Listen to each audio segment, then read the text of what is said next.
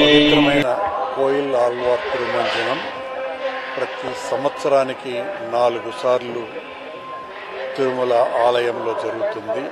ఈరోజు ఉగాది పండుగ సందర్భాన్ని పురస్కరించుకొని చాలా వైభవంగా టీటీడీ ఉద్యోగస్తులు, అధికారులు అందరూ కూడా కోయిల్ ఆళ్వార్ తిరుమంజనంలో స్వామివార్లతో కలిసి పాల్గొనటం జరిగింది.